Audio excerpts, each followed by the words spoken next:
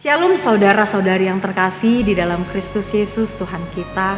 Firman Tuhan yang menyapa kita dalam renungan pekabaran Sabtu ini didasarkan pada 2 Tawarik 7 ayat 12 hingga ayat yang ke-16.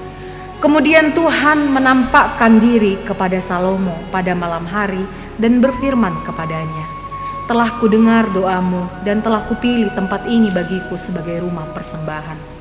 Bila mana aku menutup langit sehingga tidak ada hujan, dan bila mana aku menyuruh belalang memakan habis hasil bumi, dan bila mana aku melepaskan penyakit sampar di antara umatku, dan umatku yang atasnya namaku disebut merendahkan diri, berdoa dan mencari wajahku, lalu berbalik dari jalan-jalannya yang jahat, maka aku akan mendengar dari sorga dan mengampuni dosa mereka, serta memulihkan negeri mereka.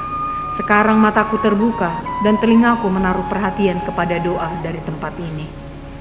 Sekarang telah kupilih dan kukuduskan rumah ini, supaya namaku tinggal di situ untuk selama-lamanya.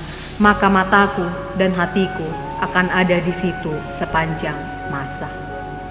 Saudara-saudari yang terkasih, nats firman Tuhan yang menyapa kita hari ini adalah merupakan respon Tuhan atas doa-doa Raja Salomo bagi bangsa Israel yang saat itu dalam kesesakan dan penderitaan.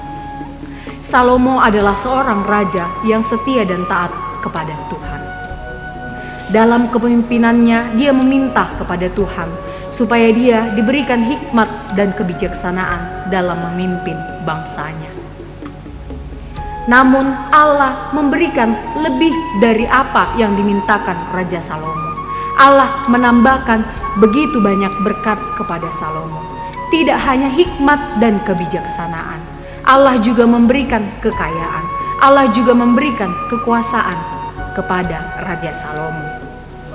Saudara-saudari yang terkasih, berkat yang besar bagi orang-orang yang mau datang kepada Tuhan.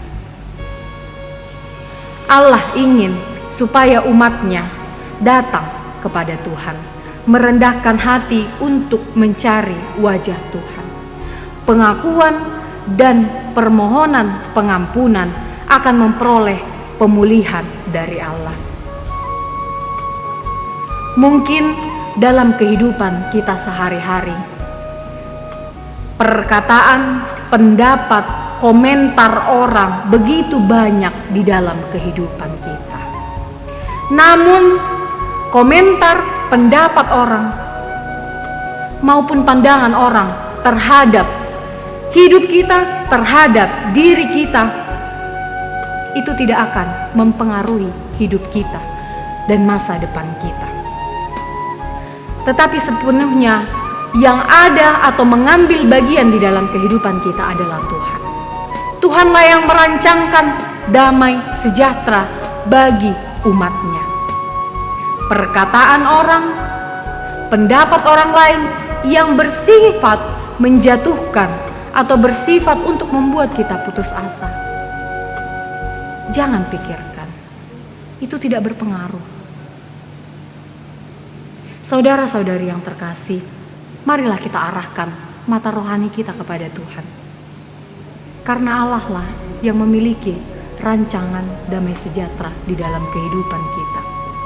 Selalu ada peluang, selalu ada kesempatan bagi orang-orang yang mau berusaha, bagi orang-orang yang mau setia dan taat kepadanya, bagi orang-orang yang mau mengaku kelemahan, bagi orang-orang yang mau senantiasa berserah kepada Tuhan.